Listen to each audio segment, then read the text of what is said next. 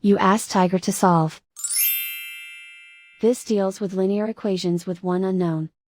The final result is x equals 27. Let's solve it step by step. Group all constants on the right side of the equation. Add 7 to both sides. Simplify the arithmetic.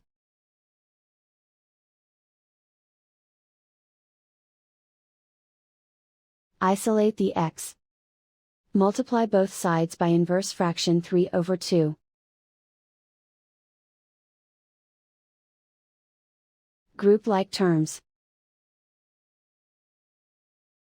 Multiply the coefficients. Simplify the fraction.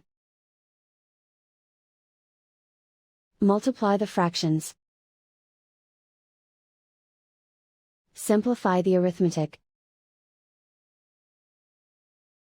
And so the final result is x equals 27.